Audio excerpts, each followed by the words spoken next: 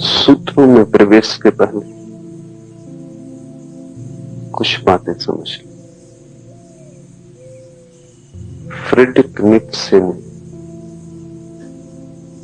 कहीं कहा है कि मैं केवल उस परमात्मा में विश्वास कर सकता हूं जो नाच सकता। उदास परमात्मा में विश्वास करना केवल बीमार आदमी का लक्षण। बात में सच्चाई। तुम अपने परमात्मा को अपनी ही प्रतिमा में ढालते हो। तुम उदास हो, तुम्हारा परमात्मा उदास होगा। तुम प्रसन्न हो, तुम्हारा परमात्मा प्रसन्न होगा।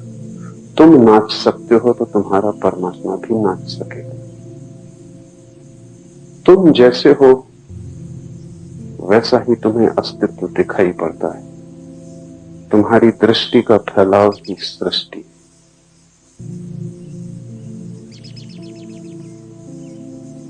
और जब तक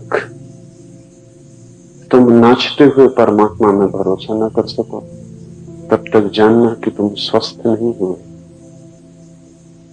उदास रोते हुए रुग्ण परमात्मा की धारणा तुम्हारी रुग्ण दशा की सूचक।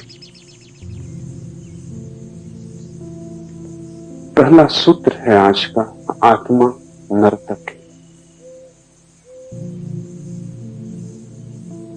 नर्तन के संबंध में कुछ और बातें समझें। नर्तन अकेला ही एक कृत्य है जिसमें कर्ता और कृत्य बिल्कुल एक हो जाते। कोई आदमी चित्र बनाए तो बनाने वाला अलग और चित्र अलग हो जाता।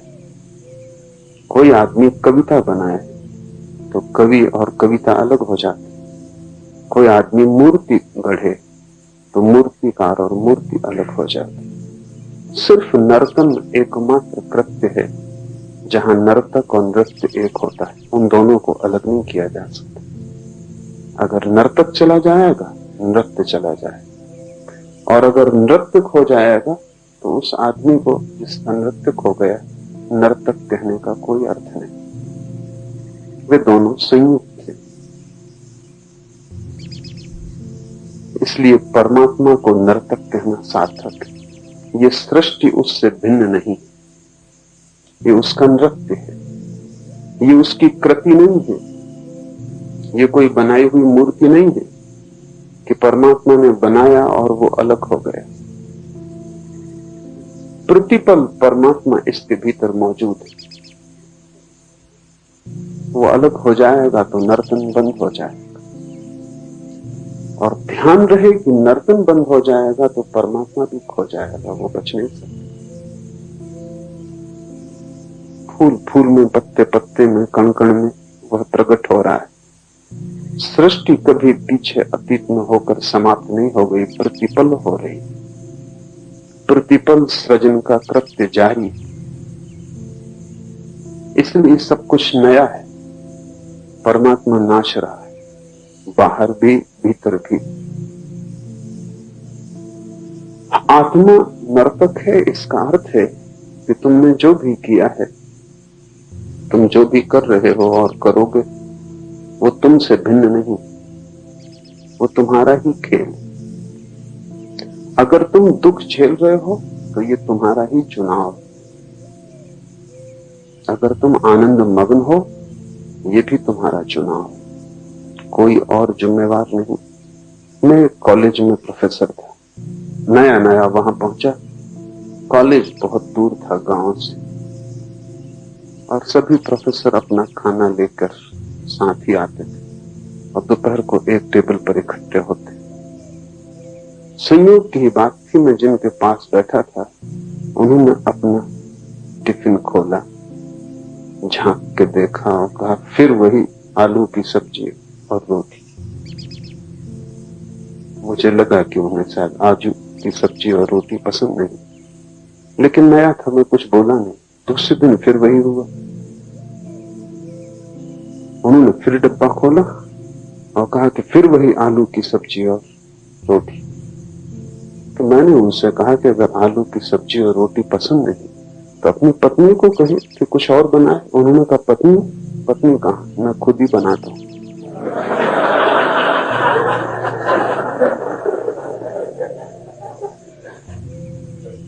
यही तुम्हारा जीवन, कोई है नहीं। हंसो तो तुम हंस रहे हो, रो तो तुम रो रहे हो, जिम्मेवार कोई भी नहीं।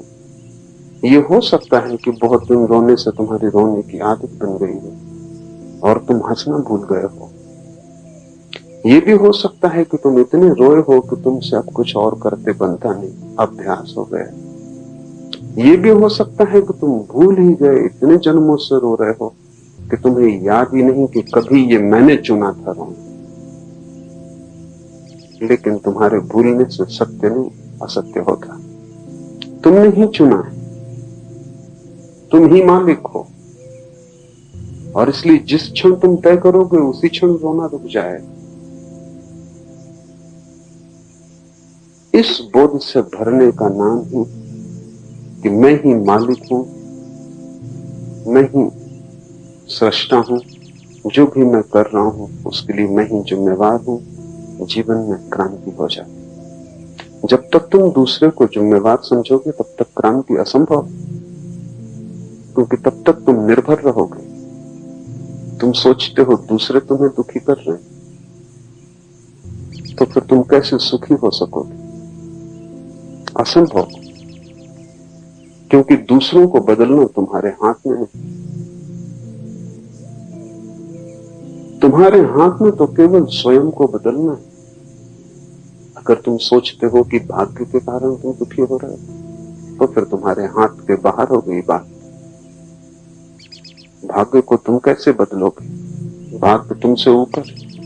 और तुम अगर सोचते हो तुम्हारी विधि में ही विधाता ने लिख दिया है जो हो रहा है, तो तुम एक परतंत्र यंत्र हो जाओगे, तुम आत्मवान न रहोगे। आत्मा का अर्थ ही यह है कि तुम स्वतंत्र हो, और चाहे कितनी ही पीड़ा तुम भोग रहे हो तुम्हारे ही निर्णय का फल। और जिस दिन तुम निर्णय बदलोगे उसी दिन जीवन बदल जाएगा। फिर जीवन को देखने के ढंग पर सब कुछ निर्भर करता है। मैं मुल्ला नसरुद्दीन के घर में मेहमान था। सुबह बगीचे में घूमते वक्त अचानक मेरी आंख पड़ी, देखा कि पत्नी ने एक प्याली नसरुद्दीन के सिर की तरफ फेंकी। लगी नहीं सिर में, दीवार से टकरा के चकनाचूर हो गई। नसरुद्दीन ने भी देख लिया कि मैंने देख लिया है, तो वो बाहर आया और उसने कहा क्षमा करें, आप कहीं कुछ और ना सोच लें, हम बड़े सुखी। ऐसे कभी कभार पत्नी चीजें फेंकती है, मगर इससे हमारे सुख में कोई भेद नहीं पड़ता। मैं थोड़ा हैरान हुआ। मैंने पूछा थोड़ा विस्तार से कहो। तो उसने कहा अगर उसका निशाना लग जाता है तो वो खुश होती है, और अगर चूक जाता है तो मैं खुश होता हूं। वैसे हमारी खुशी में कोई भेद नहीं पड़ता है, और कभी कभी निशाना लगता है, कभी कभी चूकता, हम दोनों खुश। जिंदगी को देखने के ढंग पर निर्भर करता है। तुम ही बनाते हो, फिर तुम ही देखते हो, फिर तुम ही व्याख्या करते हो। तुम बिल्कुल अकेले हो। तुम्हारे संसार में कोई दूसरा कभी प्रवेश नहीं करता, प्रवेश कर भी नहीं सकता। कोई प्रवेश भी करता है तो वो तुमने ही आज्ञा दी। इससे एक कठिनाई है, इसीलिए तुम इसे भूले हुए हो। कठिनाई यह है कि यह अनुभव करना कि मैं ही जिम्मेवार हूं, तब तुम दुखी ना हो सकोगे। और अगर दुखी होना चाहते हो तो शिकायत ना कर सको। और उन दोनों में बड़ा रस है, दुखी होने में भी बड़ा रस है। क्योंकि जब तुम दुखी होते हो तब तुम शहीद होते हो। शहीदगी का बड़ा मजा है। जब तुम दुखी होते हो तब तुम सहानुभूति मांगते हो। सहानुभूति में बड़ा रस।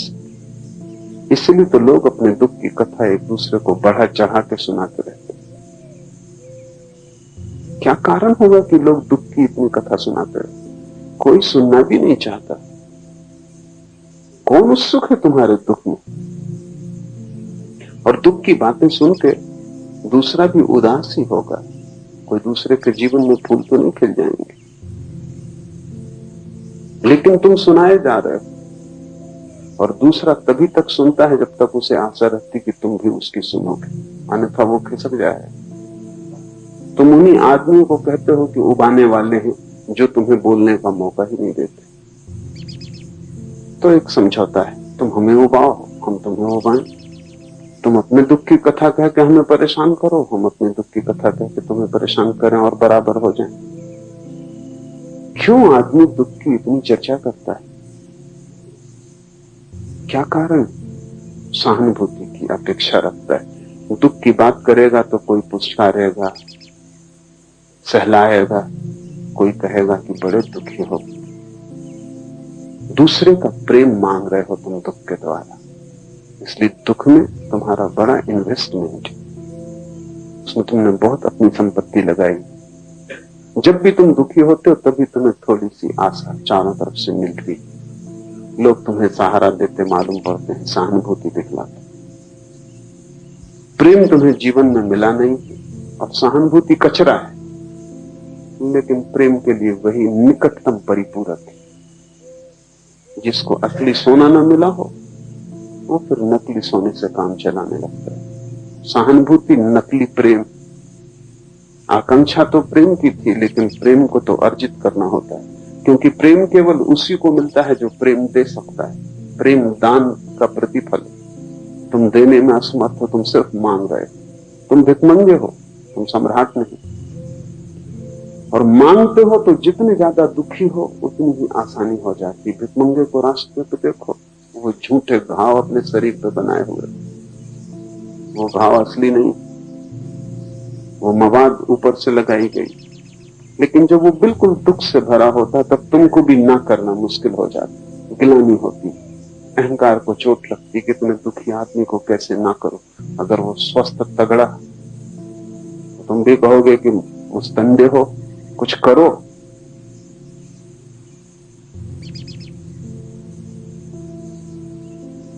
कुछ कमाओ, कमा सकते हो। लेकिन दुखी आदमी को देख के तुम बोल नहीं पाते। तुम्हें सहानुभूति दिखानी ही पड़ती, चाहे झूठी ही सही। इसलिए तुम दुख को पकड़े हो, क्योंकि तुम्हें प्रेम नहीं मिला। जिसको प्रेम मिला है जीवन में वो आनंदित होगा, वो आनंद को पकड़ेगा, दुख को नहीं। दुख पकड़ने जैसा नहीं। फिर तुम्हें सुविधा है शिकायत करने में, क्योंकि जब भी तुम कहते हो दूसरे तुम्हें दुखी कर रहे हैं, तब जिम्मेवारी का बोझ हट जाता है। और जब मैं तुमसे कहता हूं और सारे शास्त्र तुमसे कहते हैं, सारे बुद्ध पुरुषों ने एक ही बात कही है कि तुम ही जिम्मेवार हो, कोई और नहीं, तब बड़ा बोझ मालूम पड़ता है।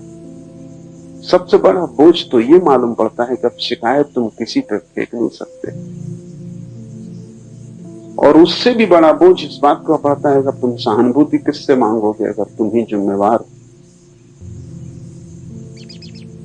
और भी गहरे में ये कठिनाई खड़ी होती है कि अगर तुम ही जिम्मेवार हो तो बदलाहट की जा सकती है।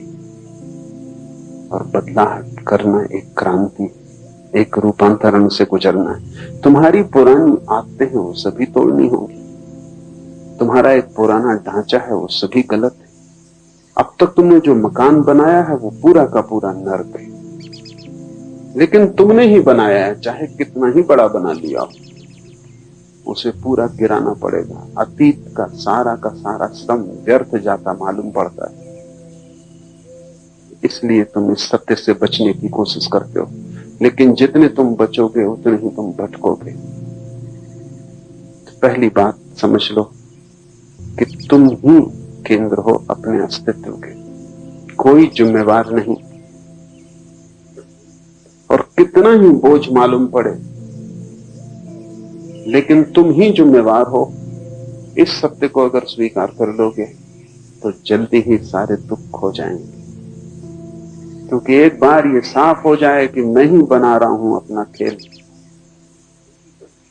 तो मिटाने में कितनी देर लगती, तब कोई दूसरा नहीं। और फिर अगर तुम दुख में ही रस लेना चाहते हो तुम्हारी मर्जी, लेकिन फिर शिकायत करने का कोई कारण नहीं। अगर तुम संसार में ही भटकना चाहते हो तुम्हारी मौज, अगर तुम नरक ही जाना चाहते हो तो तुम्हारा चुनाव, लेकिन फिर शिकायत का कोई कारण नहीं। तब तुम प्रसन्नता से दुख में जियो। ये सूत्र इसी अर्थ में बड़े कीमती हैं। पहला सूत्र है आत्मा नर्तक है। तुम्हारे कृत्य और तुम्हारा अस्तित्व अलग अलग नहीं, तुम्हारे कृत्य तुम्हारे ही अस्तित्व से निकलते, जैसे नृत्य निकलता है नर्तक से। और नर्तक अगर चिल्लाने लगे कि मैं इस नृत्य से परेशान हूं, मैं इसे नहीं करना चाहता, तो तुम क्या कहोगे? तुम कहोगे रुक जाओ, ठहर जाओ। कौन तुमसे कहता है कि नाचो?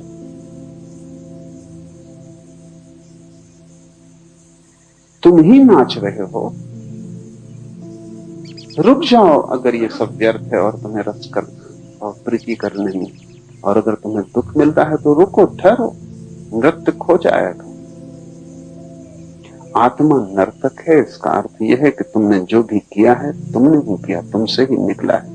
जैसे वृक्षों से पत्ते निकलते हैं, ऐसे तुम्हारे अस्तित्व से तुम्हारे कृत्य निकलते हैं। रुक जाओ और कृत्य खो जाएंगे। और दूसरी बात समझनी जरूरी है, आत्मा नर्तक है। अगर तुम्हारे दुख के नृत्य को, इस विषाद और संताप से भरे जीवन को तुम रोक दोगे, तो नर्तन तो नहीं रुकेगा, नर्तन का रूप बदलेगा। क्योंकि नर्तन तो रुक ही नहीं सकता, वो तुम्हारे जीवन का अंग है, वो तुम्हारा स्वभाव है। नाचते तो तुम रहोगे ही, लेकिन तब आंसू नहीं होंगे, मुस्कुराहट होगी। तब तुम्हारे नृत्य में एक गीत होगा, एक पुलक होगी, एक आनंद होगा, एक हर्षोन्माद होगा, एक मस्ती होगी। अभी तुम्हारा नृत्य नारकी, तब स्वर्गीय होगा। मुसलमान फकीर हुआ इब्राहिम, कभी सम्राट था, फिर फकीर हुआ। वो भारत यात्रा पर आया था और उसने एक साधु को पूछा, क्योंकि साधु उदास दिखा। अक्सर साधु उदास होते हैं क्योंकि उनकी जिंदगी का रस उनकी गृहस्थी में था, कोई दूसरा रस वो जानते नहीं, और गृहस्थी छोड़ बैठते, सब रस खो जाते। दुखी भला ना हो लेकिन उदास होते। दुख और उदास में थोड़ा फर्क है। दुख का अर्थ है कि उदासी में एक तीव्रता है, उदासी में भी एक जोर खरोश है, उदासी में एक बाढ़। दो तरह की बाढ़ होती है, एक दुख की बाढ़ होती है, एक सुख की बाढ़ होती है। एक जब तुम उदासी से इतने भर जाते हो कि आंसू बहने लगते हैं, एक जब तुम खुशी से इतने भर जाते हो कि आंसू बहने लगते हैं। दोनों बाढ़। जब कोई आदमी संसार को छोड़कर भाग जाता है क्योंकि उसे लगता है यहां दुख है, तो यहां सुख है वो भी छूट जाता, तब वो उदास हो जाता। कोई बाढ़ नहीं आती, ना सुख की ना दुख की। तुम अपने साधुओं को, सन्यासियों को जाकर देखो, वे मुर्दा हैं जिससे जीते जी मर गए। नर्तन जैसे बंद हो गया है। दुख को तो छोड़ भागे हैं, साथ में सुख भी छूट गया, क्योंकि वहीं सुख भी दिखाई पड़ता था। उनकी आशा ये थी कि जब वो दुख को छोड़ के भाग जाएंगे तो सुख ही सुख बचेगा। यही भूल है। संसार में दुख है, वहां सुख भी। तुम सुख को तो बचाना चाहते हो, दुख को छोड़ना चाहते हो। दुख को छोड़ के भागते हो, सुख भी छूट जाता।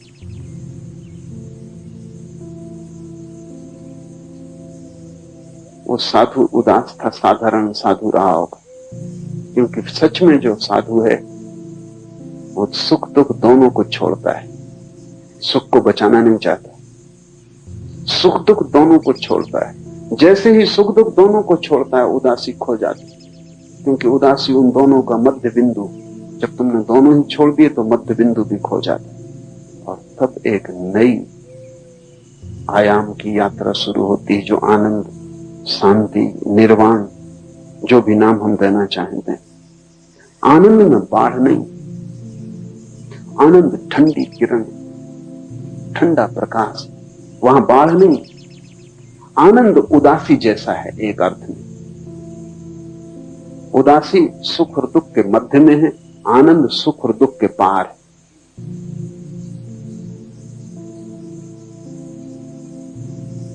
उदासी एक स्थिति है अंधकार की, जहां सब शिथिल हो गया, मृत्यु की, जहां सब आलस्य में पड़ गया। आनंद एक सतेज अवस्था है जागृति की, लेकिन न वहां सुख है न दुख है। इस संबंध में आनंद भी उदासी जैसा है, वहां न सुख है न दुख। वहां प्रकाश तो है, लेकिन प्रकाश सुख जैसा नहीं, क्योंकि सुख के प्रकाश में भी तीव्रता होती है और पसीना आ जाता। सुख से भी लोग इसलिए थक जाते, तुम ज्यादा देर सुखी नहीं रह सकते, क्योंकि सुख थकाएगा, उसमें त्वरा है, तीव्रता है, बुखार है। अगर तुम रोज रोज लॉटरी मिलने लगे, तुम मरोगे, तुम जिंदा ना बचोगे। बस वो एक आध बार मिले तो ठीक, क्योंकि रोज रोज मिलने लगे तो इतना ज्यादा हो जाएगा तनाव कि तुम सो ना सकोगे, छाती इतनी धड़केगी कि तुम विश्राम न कर सको। एक्साइटमेंट, उत्तेजना इतनी होगी कि वो तुम्हारी हत्या बन जाएगी। इसलिए सुख हमेशा होम्योपैथी की मात्रा झेला जा सकता है। एलोपैथी की मात्रा तुम न झेल सकोगे, बस जरा जरा सी पुड़िया में मिलता है। काफी दुख, थोड़ा सा सुख, बस उतना झेला जा सकता है, क्योंकि वो भी तनाव, उसमें भी गर्मी, उत्ताप है। दुख भी तनाव, सुख भी तनाव है, दोनों में उत्तेजना है। आनंद अनुत्तेजित चित्त की दशा है, वहां प्रकाश तो है लेकिन ताप नहीं,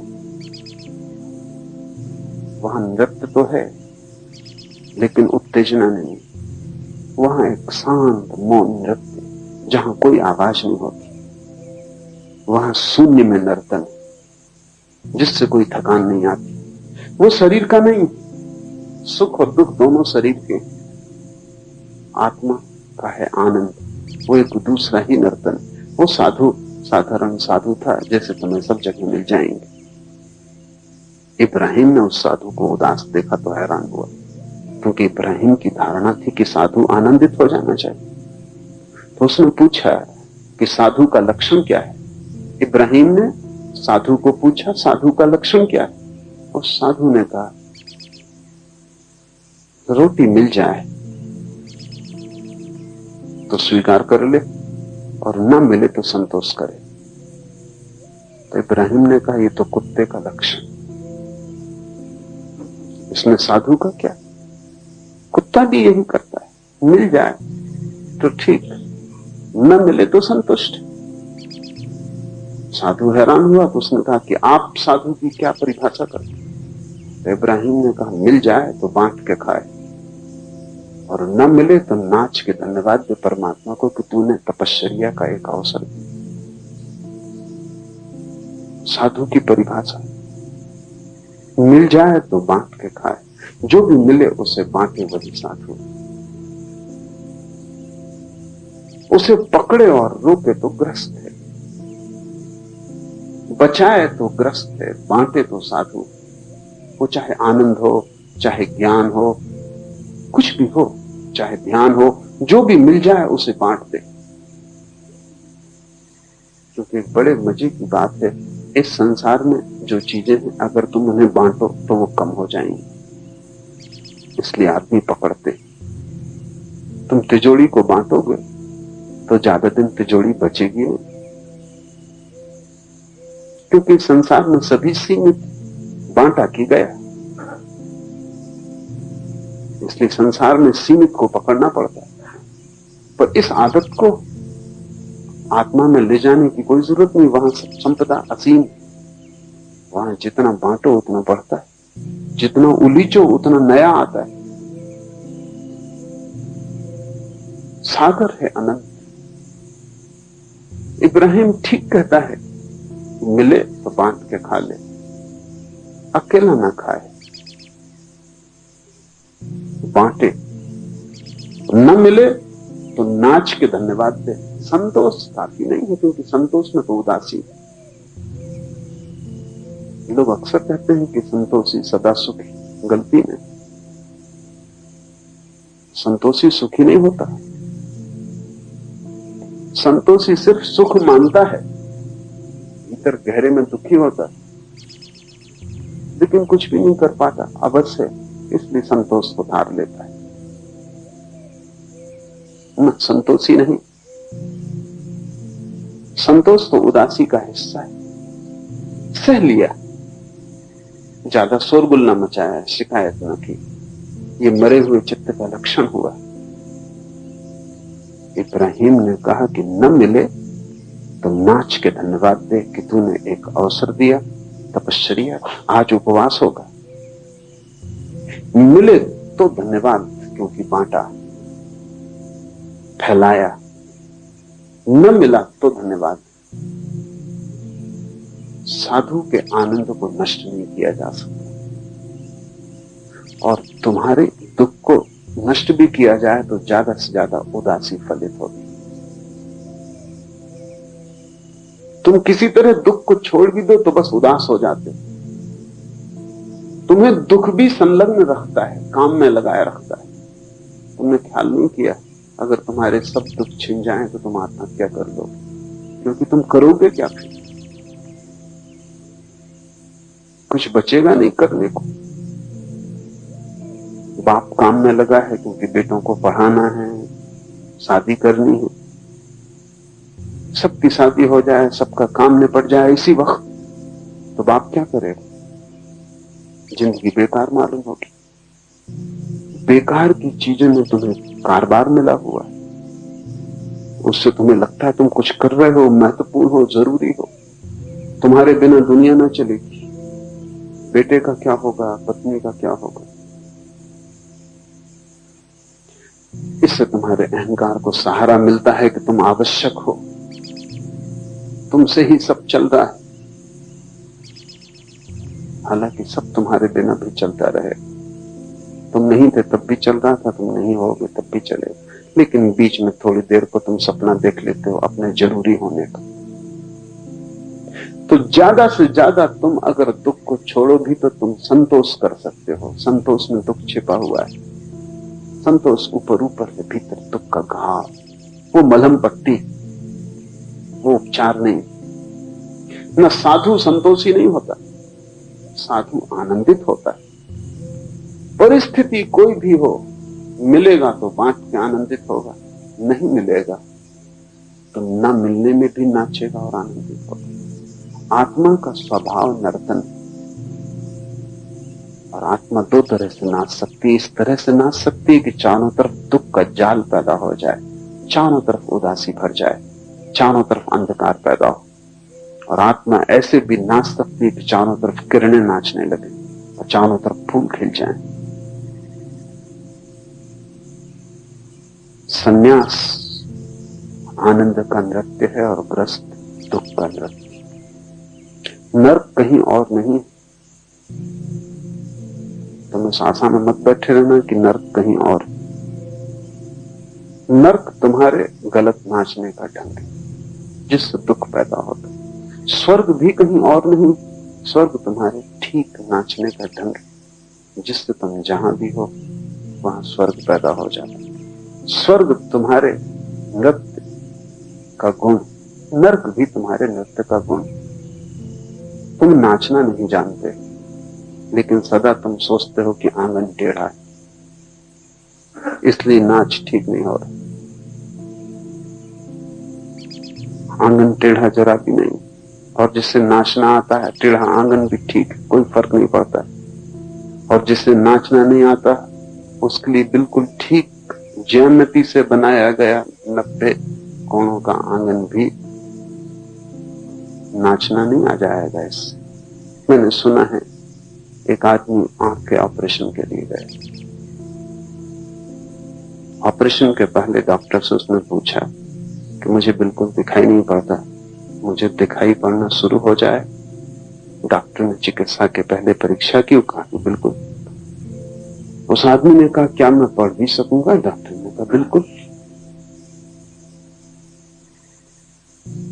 फिर उस आदमी की आंखें ठीक हो गई, उसे दिखाई भी पड़ने लगा। वो बड़ा नाराज एक दिन डॉक्टर के घर पहुंचा और उसने कहा कि तुम झूठ बोले, पढ़ तो मैं अब भी नहीं सकता। उस डॉक्टर ने कहा तुम्हें सब दिखाई पड़ने लगा, पढ़ क्यों नहीं सकते? उसने कहा पढ़ना तो मुझे आता ही नहीं। आंख भी ठीक हो जाए और पढ़ना ना आता हो तो पढ़ना नहीं आ जाए। आंगन कितना ही सीधा हो जाए, नाचना ना आता तो नाचना आंगन के सीधे होने पर निर्भर नहीं, वो सीखना पड़ेगा। और ध्यान रहे कोई और सिखाने वाला नहीं, तुम बिल्कुल अकेले। इशारे बुद्ध पुरुष दे सकते हैं लेकिन सीखना तुम्ही को पड़ेगा। कोई तुम्हें हाथ पकड़ा के सिखा नहीं सकता। वो जीवन का नृत्य इतना भीतर है, इतना गहरा है कि वहां बाहर के हाथ पहुंच नहीं सकते। वहां तुम्हारे सिवाय किसी का प्रवेश नहीं। वहां तुम निपट अकेले हो, बाकी सब बाहर। आत्मा नर्तक है। सुख और दुख दो ढंग से आत्मा नाच सकती। अगर तुम दुखी हो तो तुमने गलत ढंग सीख लिए हैं नाचने के। ढंग को बदलो, किसी को ऊपर दोष मत डालो, कोई शिकायत मत करो। जब तक शिकायत करोगे तुम गलत ही नाचते रहोगे, क्योंकि तुम्हें यह ख्याल ही ना आएगा कि भूल मेरी तथा भूल दूसरे की। शिकायत बंद करो, अपनी तरफ देखो, और जहां जहां तुम्हें दुख पैदा होता है खोजो गौर से, तुम्हारे भीतर ही उसके कारण मिलेंगे। उन कारणों को छोड़ दो, क्योंकि जिनसे दुख पैदा होता है उन कारणों को किए जाने का प्रयोजन क्या है? जिससे सिर्फ जहर के फल लगते हो उन बीजों को तुम क्यों बोए चले जाते हो? हर वर्ष क्यों फसल काट लेते हो? बेहतर तो यह होगा कि तुम फसल ही ना बो तो भी ठीक रहेगा, खाली पड़ा रहे खेत तो भी बुरा नहीं। और अच्छा यह होगा कि कुछ दिन खाली ही पड़ा रहे, ताकि पुराने सब बीज दग्ध हो जाएं, ताकि तुम नए बीज बो सको। खाली पड़े रहने से तुम डरते क्यों हो? ध्यान बीज की खाली अवस्था है। ध्यान जैसे कोई किसान साल 2 साल के लिए खेत को खाली छोड़ दे, कुछ भी ना बोले, ऐसा ध्यान बीज की अवस्था है। नर्क के बीज और स्वर्ग के बीज खाली स्थान, कुछ दिन के लिए छोड़ दो, कुछ मत बो। एक बात ध्यान रखो, गलत करने से ना करना बेहतर। कुछ देर के लिए रुक ही जाओ, कुछ मत करो। जब तक कि ठीक करना ना आ जाए तब तक न करना ही बेहतर, क्योंकि हर कृत्य गलत कृत्यों की श्रृंखला पैदा करता है। उसको ही हम कर्मों का जाल कहते। तुम कुछ ना कुछ किए ही चले जा रहे, तुम बस खाली नहीं बैठ सकते, कुछ ना कुछ करोगे।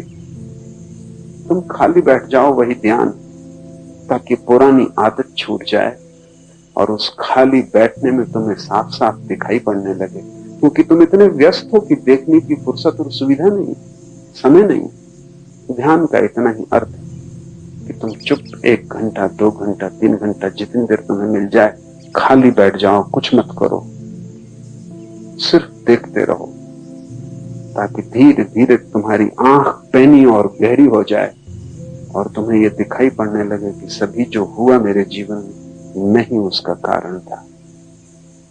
ये प्रतीति आते ही व्यर्थ का बोना बंद हो जाए, तब एक सार्थक नृत्य पैदा होता है। धर्म परम आनंद, वो त्याग की उदासी नहीं, वो अस्तित्व का भोग, वो महाभोग में सम्मिलित होना है, वो अस्तित्व के नृत्य के साथ एक हो जाना। धर्म को तुम त्याग और उदासी की भाषा में सोचना ही मत, तो वो गलत धर्म जो त्याग और उदासी की भाषा में सोचता है। सही धर्म हमेशा नृत्य, वो आनंद का है। सही धर्म हमेशा बजती हुई बांसुरी। आत्मा नर्तक है, अंतरात्मा रंगमंच। और ये जो नृत्य हो रहा है ये कहीं बाहर नहीं हो रहा है, ये तुम्हारे भीतर ही चल रहा है। ये संसार रंगमंच नहीं है, तुम्हारी अंतरात्मा ही रंगमंच। तुम कितना ही सोचो कि तुम बाहर चले गए हो, कोई बाहर जा नहीं सकता। जाओगे कैसे बाहर? तुम रहोगे अपने भीतर, वहीं सब खेल चल रहा है। सब खेल वहां चलता है, फिर बाहर उसके परिणाम दिखाई पड़ते हैं। ऐसे जैसे तुम कभी सिनेमा गृह में जाते हो तो पर्दे पर सब खेल दिखाई पड़ता है, लेकिन खेल असली में तुम्हारी पीठ के पीछे प्रोजेक्टर में चलता होता है। पर्दे पर सिर्फ दिखाई पड़ता है, पर्दा असली रंगमंच नहीं, लेकिन आंखें तुम्हारी पर्दे पे लगी रहती और तुम भूल ही जाओगे, भूल ही जाते हो कि असली चीज पीछे चल रही। सारा फिल्म का जाल पीछे, पर्दे पर तो केवल उसका प्रतिफलन। अंतरात्मा रंगमंच है, प्रोजेक्टर भीतर है। सब खेल के बीज भीतर से शुरू होते हैं, बाहर तो सिर्फ खबरें सुनाई पड़ती, प्रतिध्वनियां सुनाई पड़ती। और अगर बाहर दुख है तो जानना कि भीतर तुम गलत फिल्म लिए बैठे हो, और बाहर तुम जो भी करते हो गलत हो जाता है, तो उसका अर्थ है कि भीतर से तुम जो भी निकालते हो वो सब गलत है। पर्दे को बदलने से कुछ भी ना होगा।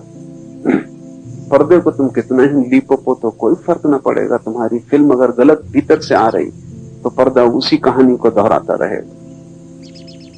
और न केवल तुम फिल्म हो, बल्कि तुम एक टूटे हुए रिकॉर्ड की भांति हो, जिसमें एक ही लाइन दोहरती जाती, पुनरुक्ति होती जाती।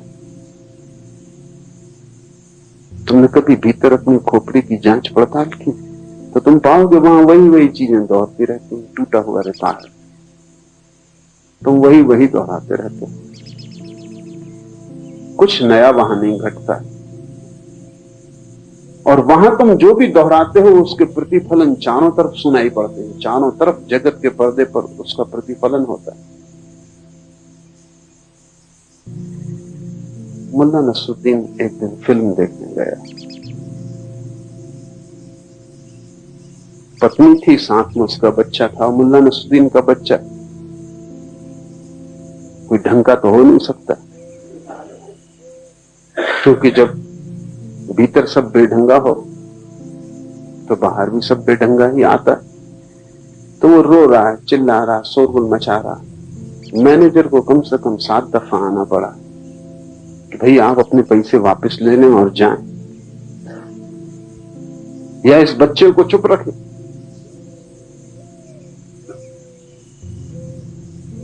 मगर वो काहे को चुप रहने वाला, वो बार बार मैनेजर को आना पड़ा। नसरुद्दीन सुन लेता और चुप बैठा देखता रहा। जब फिल्म बिल्कुल आखिरी करीब आने लगी तो उसने अपनी पत्नी से पूछा, क्या ख्याल है, फिल्म ठीक के गलत? पत्नी ने कहा, बिल्कुल बेकार। तो उसने कहा, देर मत कर, जोर से चिमटी ले दे लड़के को, ताकि पैसे वापस लें और घर जाएं।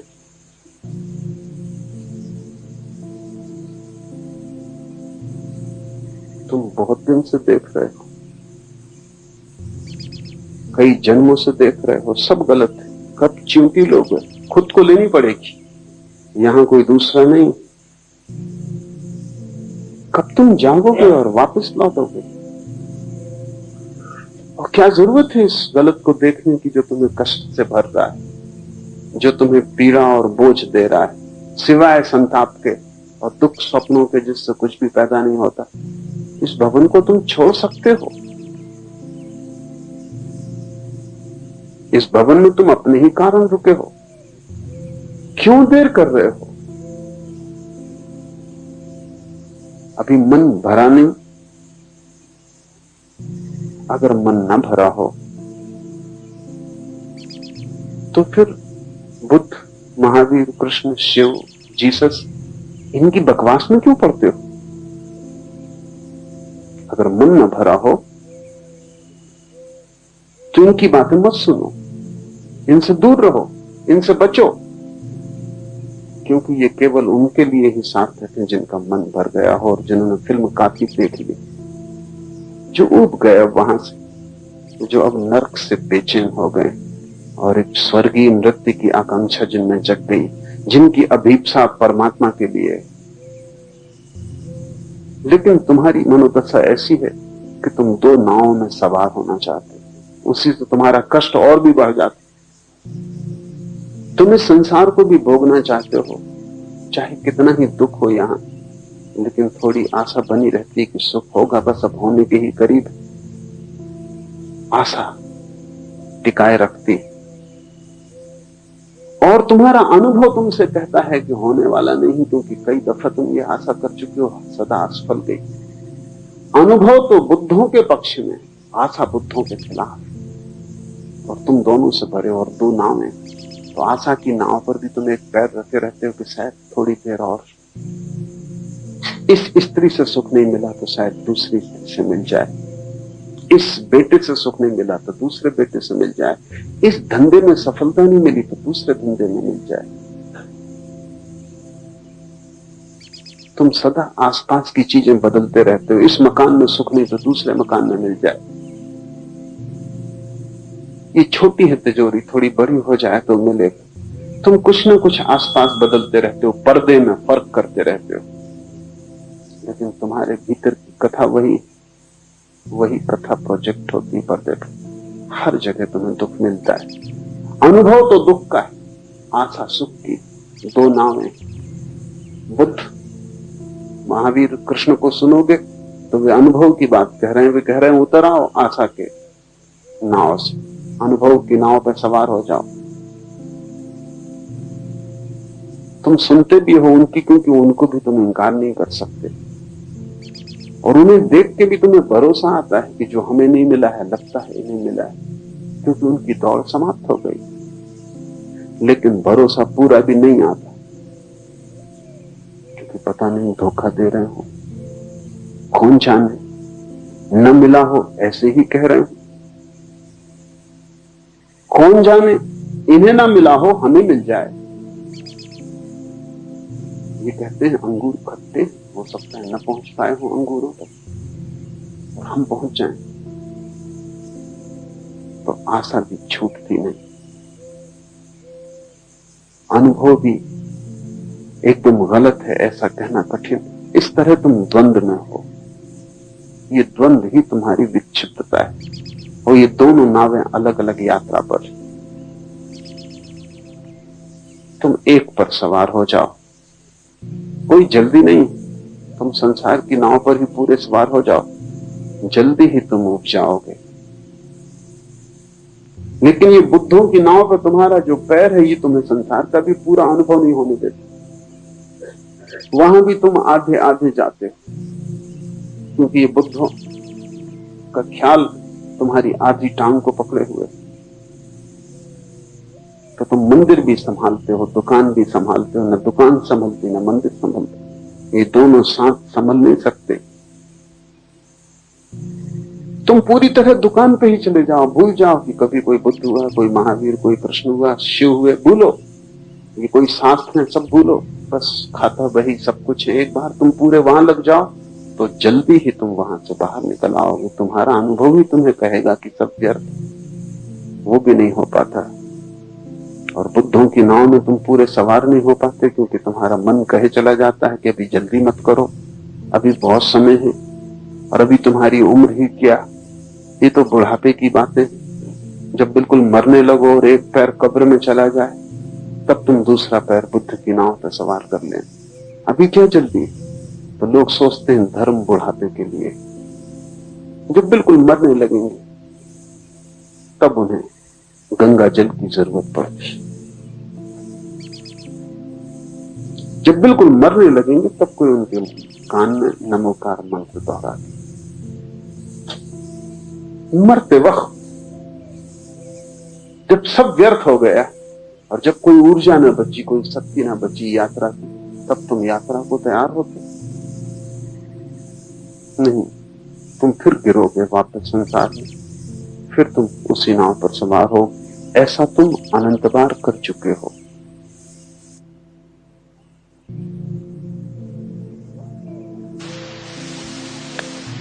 आत्मा नर्तक है, अंतरात्मा रंगमंच है।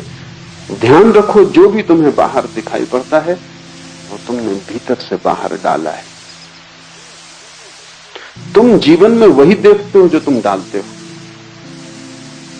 और तुम्हारे जीवन में भी कई मौके आते हैं। मैंने सुना है एक मुसाफिर खाने में 3 यात्री मिले।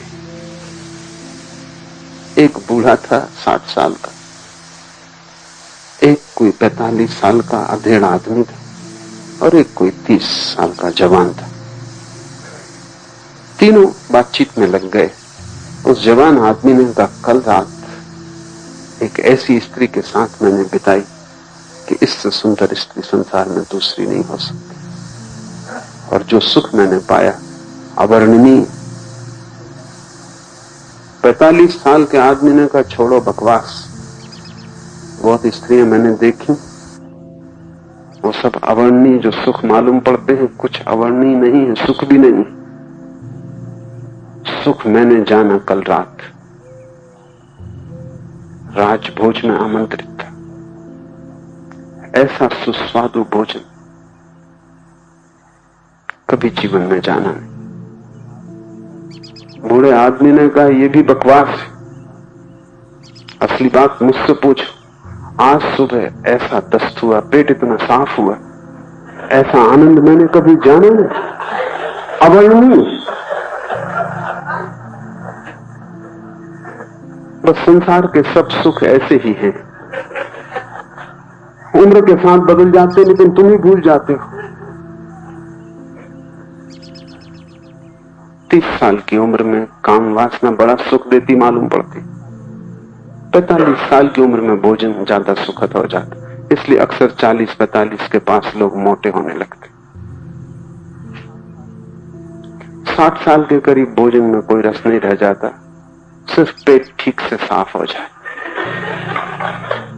तो जो समाधि सुख मिलता है वो किसी और चीज में। तीनों ही ठीक कह रहे हैं, क्योंकि संसार के सुख बस ऐसे ही है। और इन सुखों के लिए हम कितने जीवन गंवाए।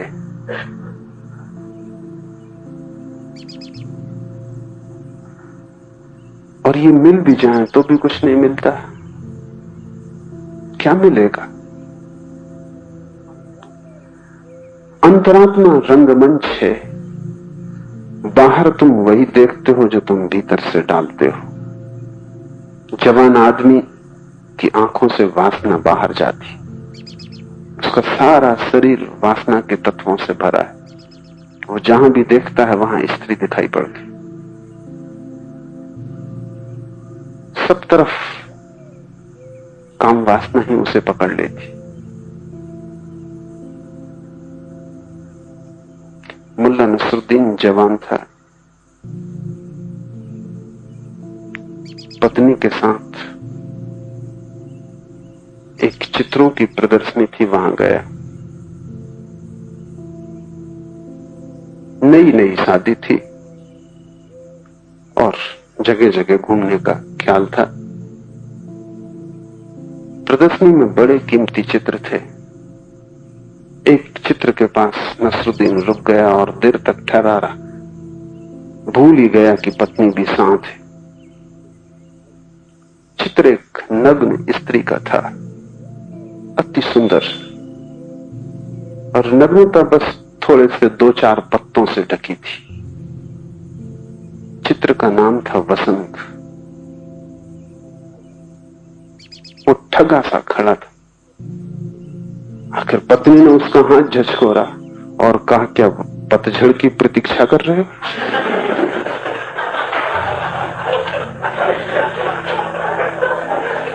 पर ऐसा ही आदमी का मन है। पत्नी ठीक ही पहचानी, पत्नियां अक्सर ठीक पहचान देती।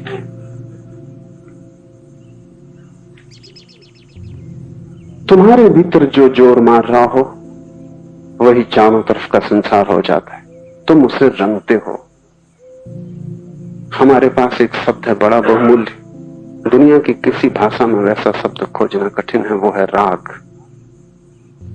राग का मतलब आसक्ति भी होता है, राग का मतलब रंग भी होता है। तुम्हारी सब आसक्ति तुम्हारी आंखों से फेंके गए रंग का परिणाम। तुम रंगते हो चीजों को, जिन जिन को तुम रंग लेते हो वहीं राग पकड़ जाता। राग का अर्थ है तुमने रंग लिया। स्त्री सुंदर नहीं होती, तुम्हारे भीतर काम वासना का रंग होता है तो स्त्री सुंदर दिखाई पड़ती। छोटे बच्चे को कोई फिक्र नहीं है, अभी काम वासना का रंग पका नहीं। बूढ़े का रंग जा चुका, वो तुम्हारी मूर्खता पे हंसता है, हालांकि यही मूर्खता उसने भी की। तुम भी हंसोगे, लेकिन मूर्खता करते वक्त जो पहचान ले और समझ ले वो जाग जाता है।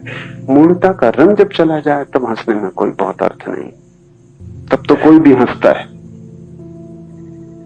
लेकिन जब मूर्खता पकड़े हुए है और रंग जोर में, तब भी तुम जाग जाओ और पहचान लो कि सब भीतर का ही खेल बाहर दिखाई पड़ रहा है। बाहर कुछ भी नहीं, कोरा पर्दा है।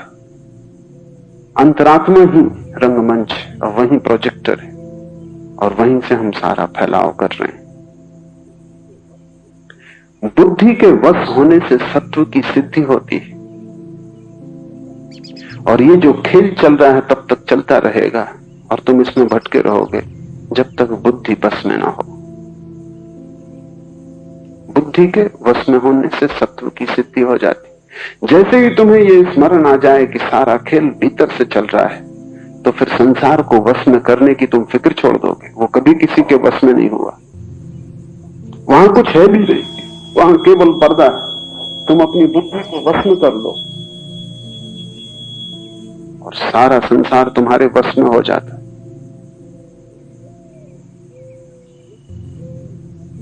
जैसे ही तुम्हें यह स्मरण आ जाता है कि जिस खेल को मैं देख रहा हूं उसका निर्माता मैं हूं, अभिनेता मैं हूं, कथा लेखक मैं हूं, सभी कुछ मैं हूं, मंच भी मैं हूं, वैसे ही तुम बाहर की बदलाहट में उत्सुक नहीं रह जाते। तब तुम भीतर मेरी जो मालकियत है उसको पाने में लग जाते हो। वो है बुद्धि की मालकियत। तुम अपनी बुद्धि के मालिक नहीं हो। तुम्हारे विचार तुम्हारे गुलाम नहीं, तुम अपने विचारों के गुलाम। वो तुम्हें जहां ले जाते हैं वहां तुम जाते हो, तुम उन्हें जहां ले जाना चाहते हो वो जाते नहीं। एक छोटे से विचार को भी मोड़ने की कोशिश करो, वो इंकार कर देता है।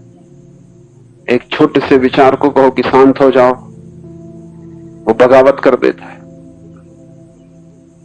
तुम कभी इस तरफ ध्यान ही नहीं देते क्योंकि इतना पीड़ादायी है इस तरफ ध्यान देना कि मैं अपना भी मालिक नहीं और दुनिया के मालिक होने की तुम कोशिश में लगे रहते। और जो अपना ही मालिक नहीं वो कैसे किसी और का मालिक हो पाएगा। अपने मन को गौर से पहचानो, उसका निरीक्षण करो, तो पहली तो बात ये समझ में आएगी कि मालिक मन हो गया है, आत्मा नहीं, तुम नहीं। मन कहता है ये करो तो तुम्हें करना पड़ता है, ना करो तो मन झंझट खड़ी करता है, ना करो तो मन उदास होता है, उसकी उदासी तुम्हारी उदासी बन जाती। करो तो कहीं पहुंचते नहीं क्योंकि मन अंधा है, उसका आदेश मान के तुम पहुंचोगे भी कहां। मन तो मूर्छा है, वो तो बेहोशी है, उसकी सुनकर तुम कहीं पहुंचने वाले नहीं। तुमने सुना है कि अंधे अगर अंधों का अनुगमन करें तो खड्डों में गिरते, लेकिन यही प्रत्येक कर रहा है। तुम्हारा मन बिल्कुल अंधा है, उसे कुछ भी पता नहीं और तुम उसका अनुगमन करते हो। जैसे छाया तुम्हारे शरीर का अनुगमन करती है, तुम मन का अनुगमन करते हो। तुम भूल ही गए हो कि मालिक तुम हो। गुलामों के साथ बहुत दिन तक जुड़े रहने पर ऐसा अक्सर हो जाता, धीरे धीरे गुलाम मालिक हो जाते, क्योंकि जितना तुम उन पर निर्भर होने लगते हो उतनी ही उनकी मालकियत सिद्ध होती चली जाती। सारी साधना एक ही बात की कि मन की मालकियत तोड़ दो। क्या करोगे मन की मालकियत तोड़ने के लिए? पहली बात कि मन की मालकियत तोड़नी हो तो मन के साथ तादाद में तोड़ दो। मन में एक विचार उठता है, तुम उस विचार के साथ मत जुड़ो, एक मत हो जाओ। तुम्हारे एक होने से ही उसको ताकत मिलती। तुम दूर खड़े रहो, तुम ऐसे देखते रहो जैसे रास्ते पर लोग चल रहे हैं, तुम किनारे पर खड़े देख रहे हो। तुम ऐसे देखते रहो जैसे आकाश में बादल भटक रहे हैं और तुम दूर जमीन पर खड़े देख रहे हो। अपने को जोड़ो मत विचार से, ये मत कहो ये मेरा विचार है। जैसा ही तुमने कहा मेरा कि तुम जुड़ गए, जुड़े कि तुम्हारी शक्ति विचार में चली गई और वही शक्ति तुम्हें गुलाम बनाती। वो शक्ति भी तुम्हारी है, तुम जुड़ो मत। जैसे जैसे तुम दूर हटोगे, टूटोगे, अलग होगे, वैसे वैसे विचार निर्जीव हो जाता है, निर्वीर्य हो जाता है, उसको ऊर्जा नहीं मिलती। तुम्हारी तकलीफ यह है कि तुम दिए की ज्योति तो बुझाना चाहते हो, लेकिन तेल तुम खुद ही डालते हो। इधर तुम फूंकते हो, उधर तुम तेल डालते हो। तेल डालना बंद करो, पहली बात। पुराना तेल ज्यादा देर नहीं चलेगा, पहले तेल डालना बंद करो। क्या है तेल? जब भी कोई विचार तुम्हें पकड़ता है, क्रोध में पकड़ा, तुम तत्क्षण क्रोध के साथ एक हो जाते हो। तुम कहते हो मैं क्रोधित हो गया। अब सच्चाई यह है कि तुम क्रोध के साथ इतने एक हो गए कि तुम्हारी पूरी शक्ति क्रोध को मिल रही। तुम छाया हो गए, वो मालिक हो गया। जब क्रोध आए तब तुम दूर खड़े होकर देखो, उठने दो क्रोध को, फैलने दो शरीर में, धुएं की तरह तुम्हें चारों तरफ से घेरेगा, घेरने दो। तुम एक बात स्मरण रखो कि मैं क्रोध नहीं। और जल्दी मत करो कृत्य में उतारने की, क्योंकि कृत्य में उतार लेने पर लौटना मुश्किल है। तुम क्रोध को देखो और एक बात पक्की कर लो कि जिसने क्रोध पैदा करवाया है, गाली दी है, अपमान किया है, उसे अगर उत्तर भी देना है तो तभी देंगे जब क्रोध जा चुका होगा। उसके पहले उत्तर न देंगे। कठिन होगा शुरू शुरू में, क्योंकि बड़ी सजगता साधनी पड़ेगी, लेकिन धीरे धीरे सरल हो जाता है। मुंह बंद कर लो, तभी देंगे उत्तर जब क्रोध शांत हो जाएगा। और ये ठीक भी है, क्योंकि शांत क्षण में ही उत्तर समुचित होगा। क्रोध के क्षण में उत्तर समुचित कैसे होगा? ये तो ऐसा है जैसे कोई नशे में उत्तर देने चला गया। काम वासना मन को पकड़े, दूर से खड़े होकर देखो, फासला बनाओ। तुम्हारे और तुम्हारे बीच, विचार के बीच में फासला जितना ज्यादा होता जाए, जितना डिस्टेंस, जितनी दूरी हो जाए, उतनी ही तुम्हारी मालकियत सिद्ध होने लगेगी।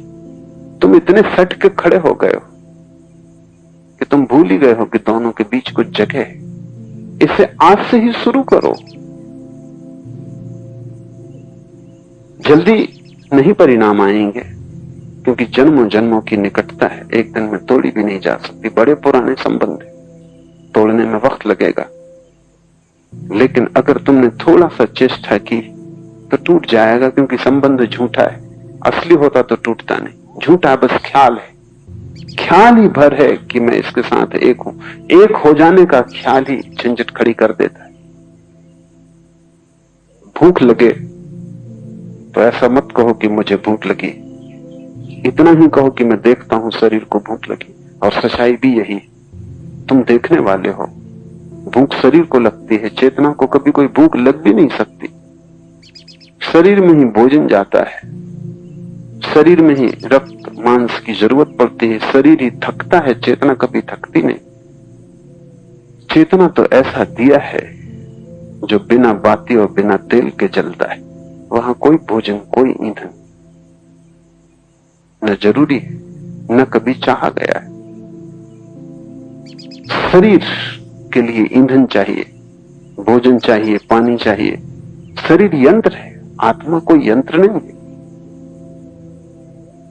भूख लगे, शरीर को भोजन दो, बस इतना स्मरण रखो कि शरीर को भूख लगी, मैं देख रहा हूं। प्यास लगे, पानी दो, जरूरी है देना, यंत्र को देना ही पड़ेगा।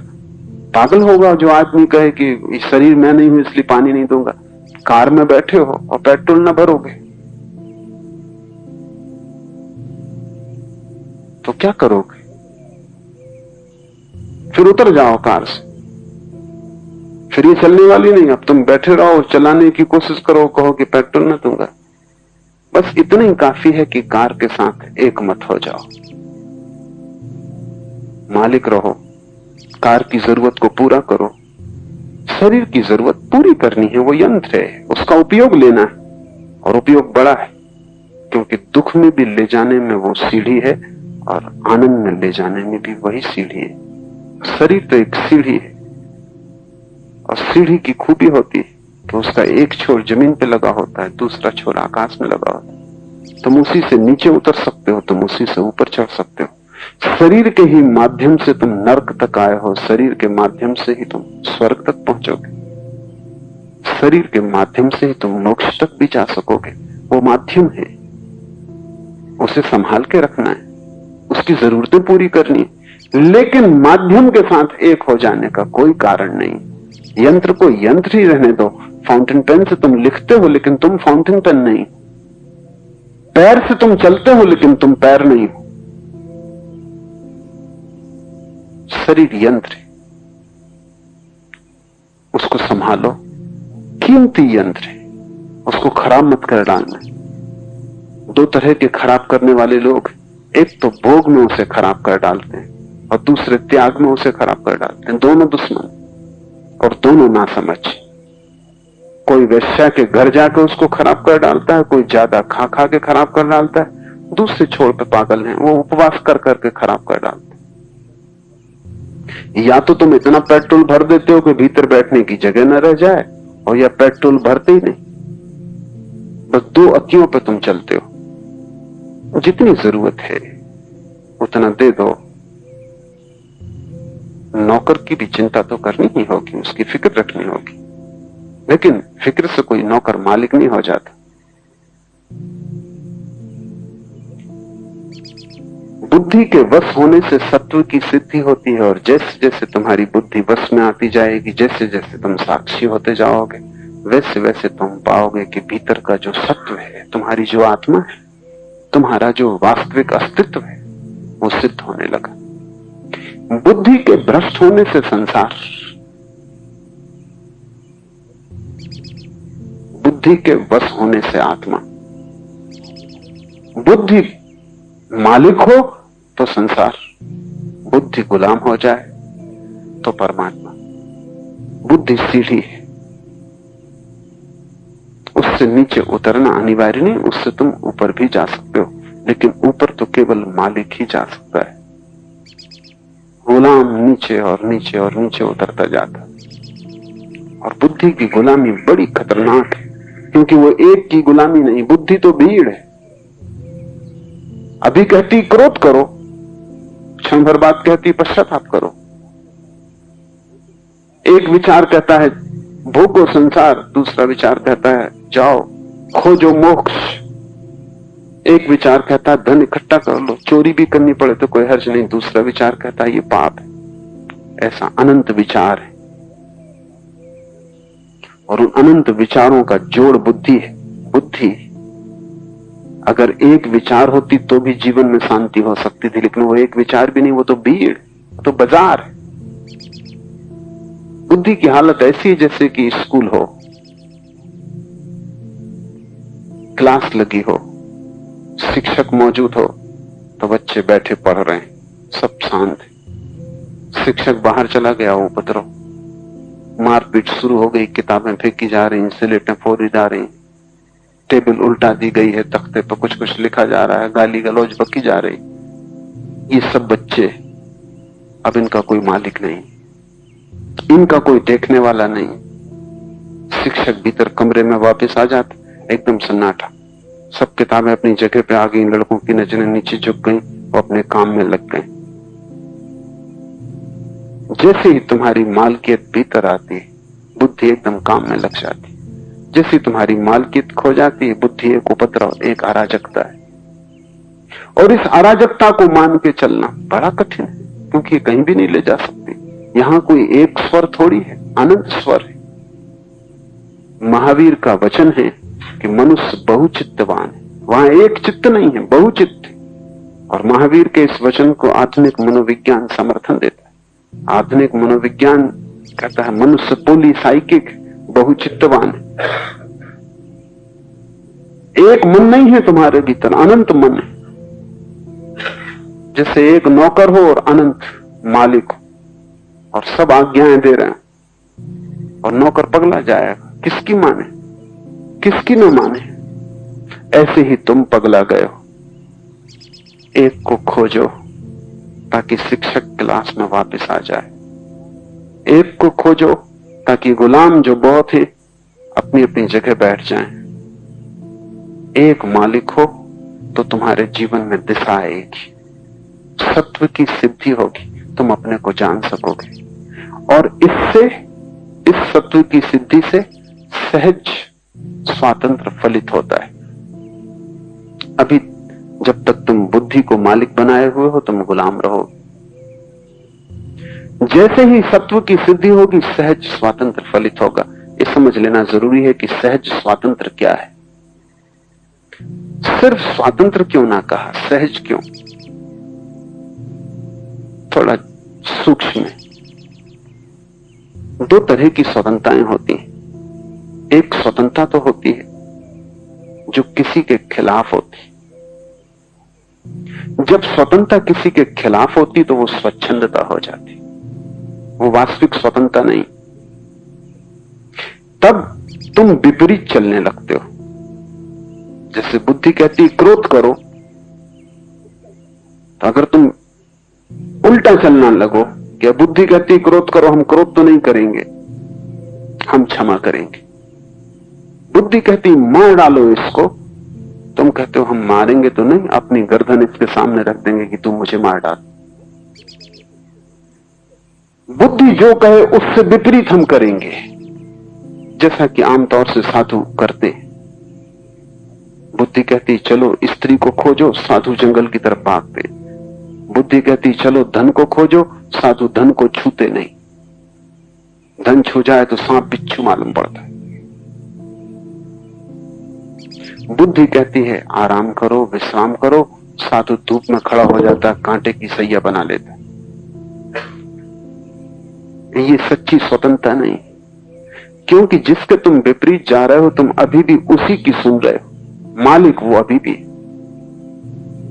इसे थोड़ा समझो, ये थोड़ा जटिल है, क्योंकि तुम्हारी लड़ाई जारी है। अगर तुम मालिक हो गए तो लड़ाई खत्म हो जाती। गुलाम गुलाम, उससे क्या लड़ना।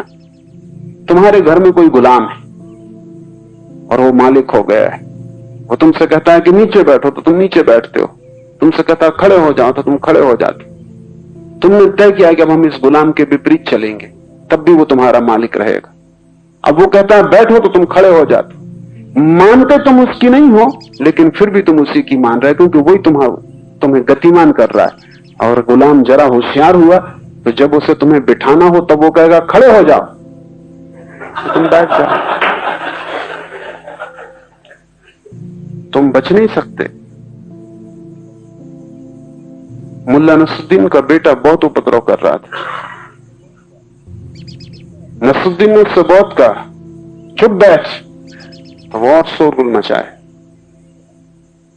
बाहर जा, तो वो भीतर आए। आखिर नसरुद्दीन परेशान हो गया, और घर में मेहमान थे, और मेहमानों के सामने बच्चे ज्यादा उपद्रव करते, क्योंकि मेहमानों के सामने सिद्ध करने का सवाल होता है कौन असली मालिक है, बाप के बेटा, तुम क्या हम। इसलिए बच्चे साधारणतः शोरगुल न करेंगे, अपने काम में लगे रहेंगे। घर में मेहमान आया कि परेशानी शुरू हुई, क्योंकि सवाल है संघर्ष का, अहंकार का, कौन मालिक। तो मेहमानों को देख के बच्चा और उपद्रव कर रहा था। आखिर मुल्ला नसरुद्दीन ने कहा देख, जो तेरी मर्जी में होकर, अब मैं देखूं कि तू मेरी आज्ञा का उल्लंघन कैसे करता है। जो तेरी मर्जी में हो वो कर, अब मैं देखूं कि तू मेरी आज्ञा का उल्लंघन कैसे करता। बच्चा जरूर मुश्किल में पड़ गया होगा। तुमने अगर मन के विपरीत गए तो सहज स्वतंत्रता फलित न होगी। एक स्वतंत्रता फलित होगी जो स्वतंत्रता नहीं है, बगावत है, विद्रोह है। लेकिन जिससे हम विद्रोह करते हैं उससे हम बंधे रहते हैं। जिससे हम लड़ते हैं उससे हमारा संबंध जुड़ा रहता है। मालिक हम अभी भी नहीं है, अभी भी इशारा वहीं से आता है। अब हम विपरीत करते हैं लेकिन इशारा वहीं से आता है। तो तुम ब्रह्मचर्य साधो, लेकिन इससे कोई फर्क नहीं पड़ता। तुम्हारा ब्रह्मचर्य सिर्फ बगावत, वो सहज नहीं। काम वासना, मन कह रहा था, तुमने कहा हम लड़ेंगे। ये लड़ाई गुलाम से कोई करता है, और जो लड़ाई गुलाम से करता है वो गुलाम को अभी भी मालिक मान रहा है। लड़ाई मालिक से होती, गुलाम से क्या लड़ाई का सवाल है। इसलिए तुम्हारे साधु चाहे तुमसे विपरीत हो, तुमसे भिन्न नहीं है। तुम्हारे साधु तुमसे उल्टे जा रहे हो, लेकिन जहां तक मन की मालकियत का सवाल है, रत्ती भर फर्क नहीं। सहज स्वतंत्रता बिल्कुल और बात है। सहज स्वतंत्रता का अर्थ ये, मैं मालिक हूं, इसलिए अब मन की मानना या न मानना दोनों सवाल नहीं। मन के पक्ष में जाना या विपक्ष में जाना दोनों सवाल नहीं। अब मैं मन को आज्ञा देता हूं।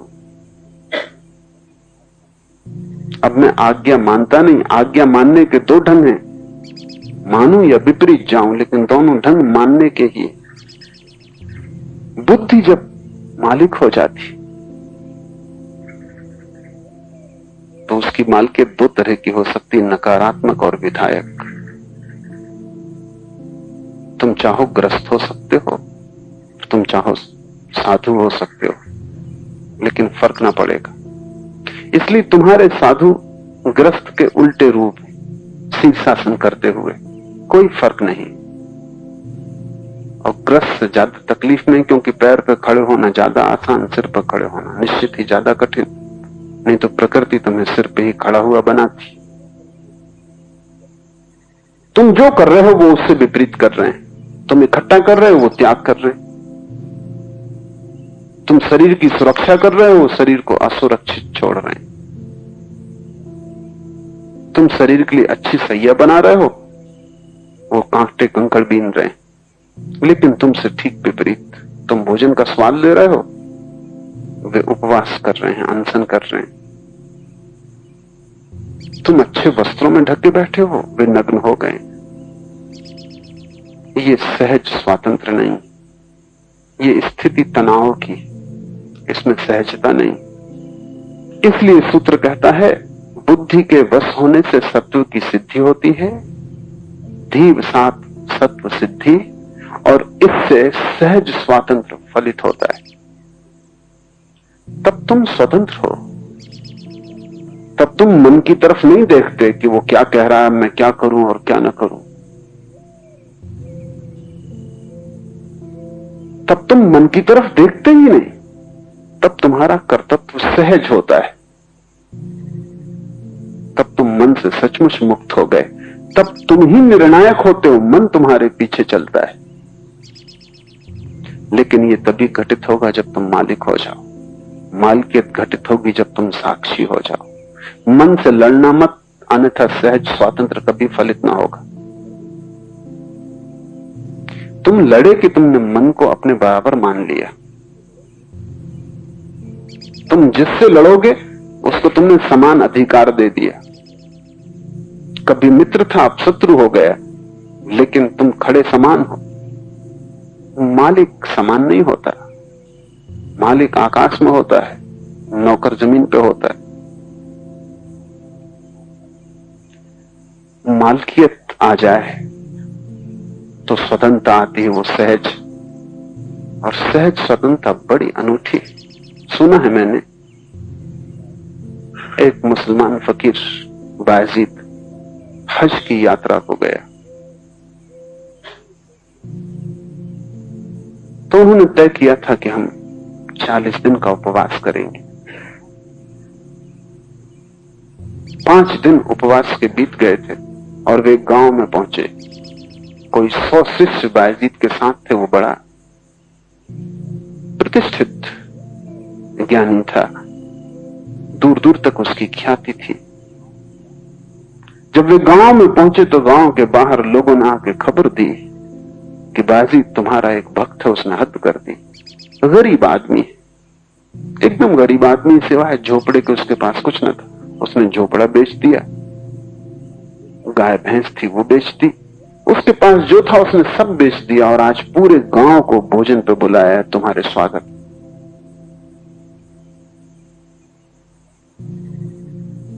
बायजीद तो उपवासा था और 40 दिन उपवास रखना था। शिष्य भी उपवासित थे और 40 दिन उपवास रखना था। बायजीद पे तो कोई तनाव न हुआ, शिष्य बड़े तनाव से भर गए, लेकिन शिष्य जानते थे कि भोजन तो करना नहीं। पहुंचे, बायजीद तो बैठ गया थाली पर। शिष्यों को बड़ी बेचैनी हुई, जब गुरु बैठ गया तो वे भी बैठे, लेकिन बड़ी गिलानी से। और उन्होंने कहा, क्या बायजीद भूल गया? क्या इतनी जल्दी स्मरण खो गया? या कि बायजीद भोजन के रस में आ गया? मना करना था। हम 40 दिन का उपवास किए हुए हैं, जब तक हम हज की यात्रा पर पूरे न पहुंच जाएं, वहीं जाके भोजन लेना है। और ये क्या बात हुई? व्रत लिया और 5 दिन में टूट गया। लेकिन हम भीड़ के सामने कुछ कह भी ना सकते थे। भोजन कर लिया, लेकिन बड़ी गिलानी से किया, बड़ी तकलीफ से किया।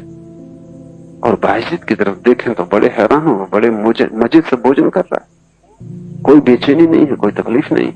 रात जब सब लोग चले गए तो शिष्य गुरु पर टूट पड़े। उन्होंने कहा, ये हद हो गई, हम भोजन नहीं कर सकते थे और आपने किया, इसलिए आपके पीछे हमको भी करना पड़ा। बायजीद ने कहा, इतने परेशान क्यों होते हो?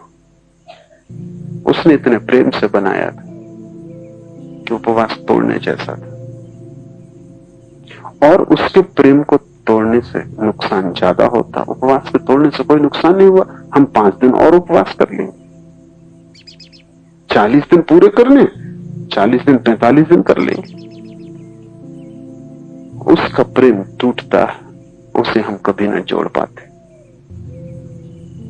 उसके हृदय को चोट लगती, उसको जोड़ने का कोई उपाय न था। उपवास ही करना है ना, ये 5 दिन भूल जाओ, आगे 40 दिन फिर कर लेंगे।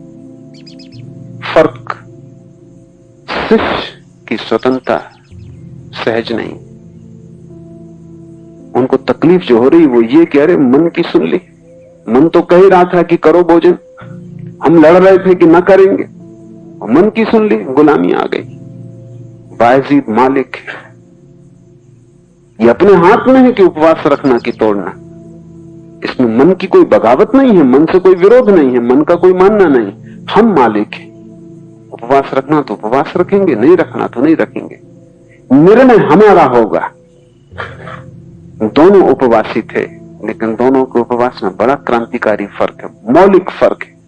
बायजीद की स्वतंत्रता सहज, वो महल में ठहर सकता है निश्चिंत भाव से, वो झोपड़े में रुक सकता है निश्चिंत भाव से। लेकिन बायजीद के शिष्य अगर महल में रुकना पड़े तो कठिनाई में पड़ जाएंगे कि तो भोग हो गया। ये बड़े मजे की बात है, कभी तुमको महल पकड़े रखता है, कभी झोपड़ा पकड़ लेता है, लेकिन पकड़ नहीं जाती। बायजीद दोनों तरफ जा सकता है, स्वतंत्रता उसकी सहज, उसे कोई रोकने वाला नहीं। निर्णय उसकी अपनी अपनी आत्मा का होगा, निर्णायक आत्मा है। सहज स्वतंत्रता तभी फलित होती है जब सत्व की सिद्धि होती है, उसके पहले सब स्वतंत्रताएं झूठी होंगी। स्वतंत्र स्वभाव के कारण वो अपने से बाहर भी जा सकता है, और वह बाहर स्थित रहते हुए अपने अंदर भी रह सकता है। ये बड़ा कीमती सूत्र है। स्वतंत्र स्वभाव के कारण वो अपने से बाहर भी जा सकता है।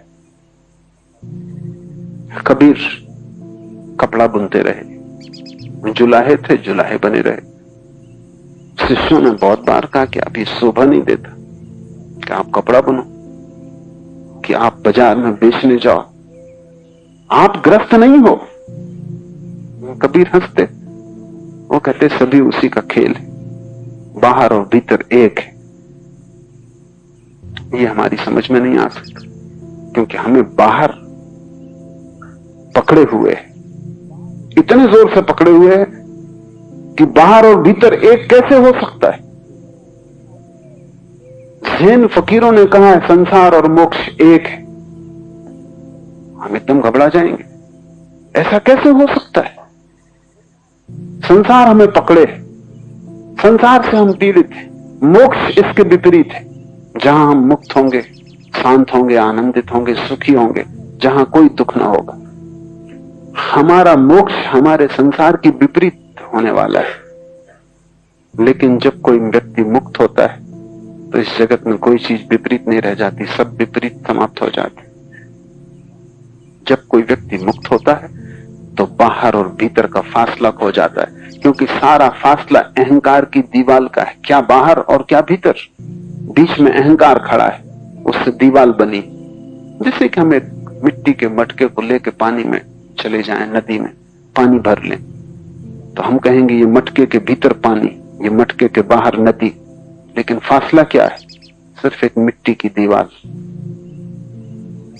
वो मिट्टी की दीवार टूट गई तो बाहर क्या होगा, भीतर क्या होगा? जो बाहर है वही भीतर, जो भीतर है वही बाहर। इसलिए कबीर कहते हैं, उठना बैठना मेरी पूजा, चलना फिरना मेरी उपासना। अब कबीर मंदिर नहीं जाते, क्योंकि अब दुकान और मंदिर में कोई फासला नहीं। अब कबीर बाजार से नहीं भागते हिमालय, अब बाजार और हिमालय में कोई फासला नहीं। अब कबीर अपने घर को भी छोड़ के नहीं भागते, क्योंकि अब अपना और पराये में भी कोई फासला नहीं है। भाग के भी कहां जाओ? अहंकार के गिरते ही सारे फासले गिर जाते। न कुछ बाहर है तब, न कुछ भीतर है तब, न तो पदार्थ है और न परमात्मा है, तब दोनों एक है। वह अद्वैत जहां सब एक हो जाता है और सब सीमाएं विलीन हो जाती। लेकिन वो तभी होता है जब जीवन में सहज स्वतंत्रता फलित हो। तो ऐसा व्यक्ति स्वतंत्र स्वभाव के कारण वो अपने से बाहर भी जा सकता है, और वो अपने बाहर स्थित रहते हुए अंदर भी रह सकता है। उसे कोई बाधा नहीं। वो महल में रहे तो भी सन्यासी, वो सन्यासी होके सड़क पे खड़ा रहे तो भी महल में। उसके पास करोड़ों रुपए का ढेर लगा हो तो भी वो अपरिग्रही, और उसके पास कुछ भी ना हो तो भी उससे बड़ा परिग्रही नहीं, क्योंकि सारा संसार उसका है। पर कठिन है हमें पहचानना, क्योंकि हम एक हिस्से से परिचित, वो जो घड़े के भीतर जल है। घड़े के बाहर वो अलग मालूम होता है। तुम्हारे भीतर जो छिपा है वही तुम्हारे बाहर भी है।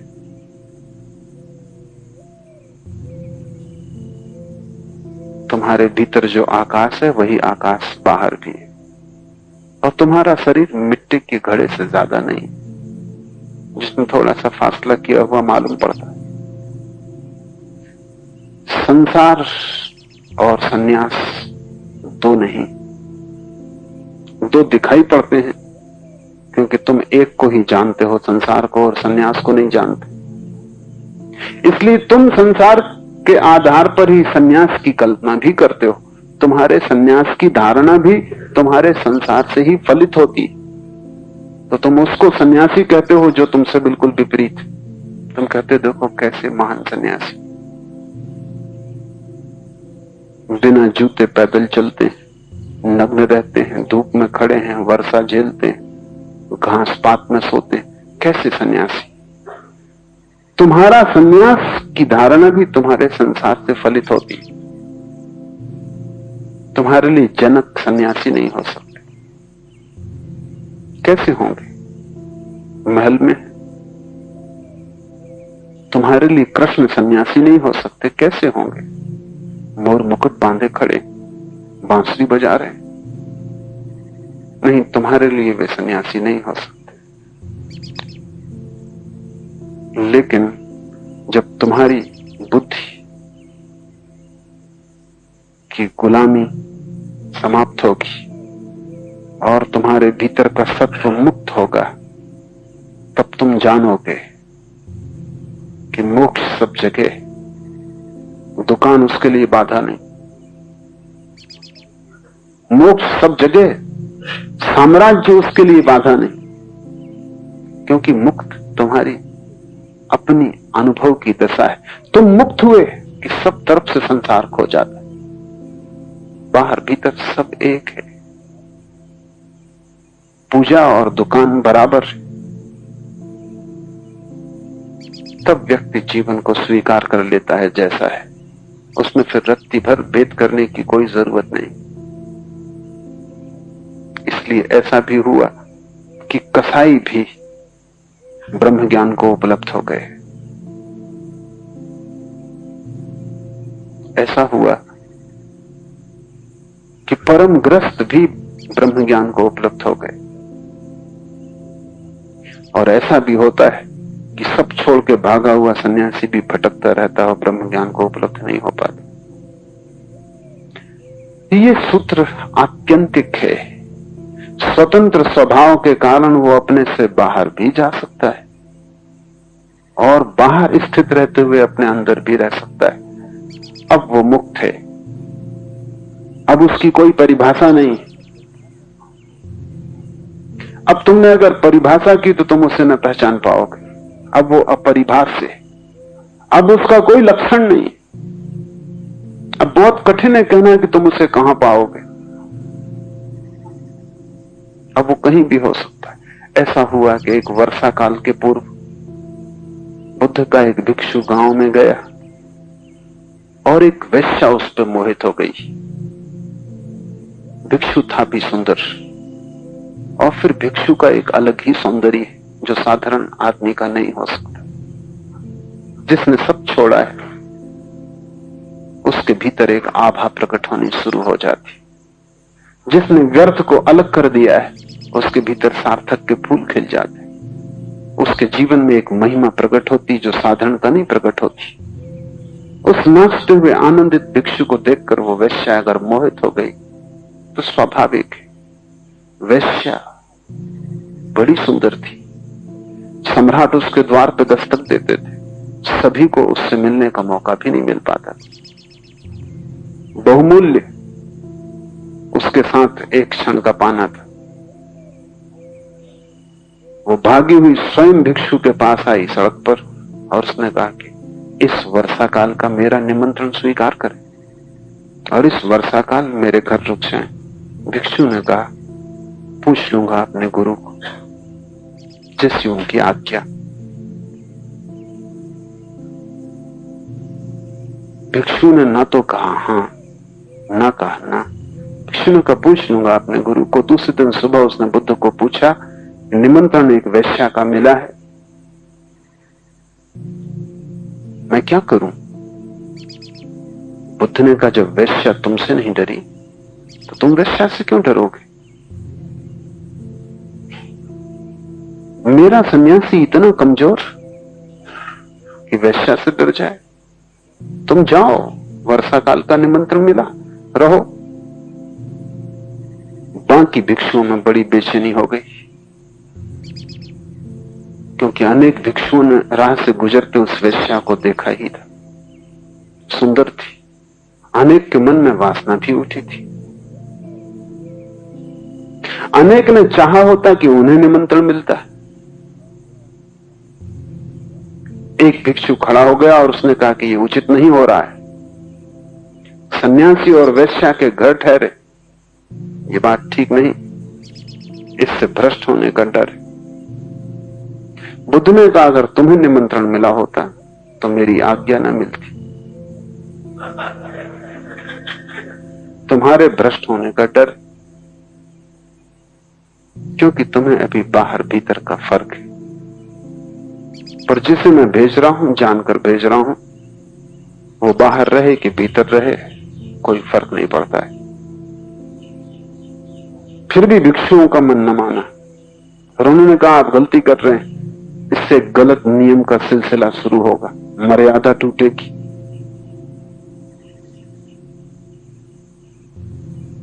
बुद्ध ने कहा, तुम रुको, वर्षा काल बीतने तो फिर हम देखें।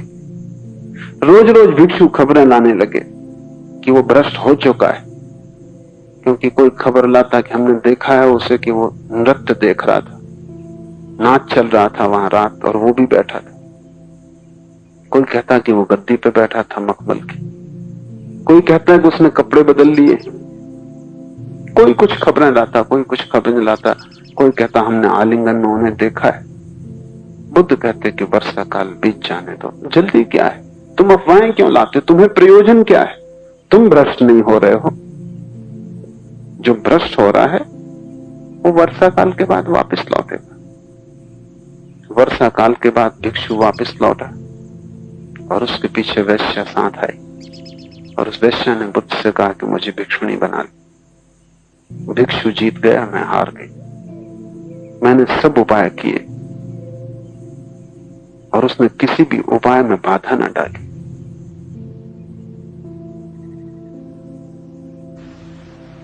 अगर मैंने उसका आलिंगन भी किया तो वो दूर ना हटा। अगर मैंने उसे मखमल की गद्दी पे बिठाया तो उसने ये न कहा कि मैं भिक्षु हूं, मखमल की गद्दी पे कैसे बैठ सकता हूं। मैंने उसे सुस्वादु से सुस्वादु भोजन दिए तो भी उसने ये न कहा कि ये भोजन मैं न कर सकूंगा, इससे वासना जगे। मैंने सब निमंत्रण दिए, उसने ना कहा। जो हुआ वो चुपचाप बैठा रहा, जिससे कुछ भी ना हो रहा। मैं उससे आंदोलित हो गई। जैसा आनंद उसे मिला जिसमें बाहर भीतर खो गया, जैसा आनंद उसे मिला जिसमें कोई भी बाधा नहीं डाल सकता, वैसे ही आनंद की आकांक्षा मेरी भी। बुद्ध ने भिक्षुओं से कहा, देखो जिसका बाहर भीतर मिट गया हो वो वैश्या के पास भी रहे तो वैश्या ही सन्यासिनी बन जाती। तुम अगर वैश्या के पास जाते तो तुम वैश्या की छाया बन जाते।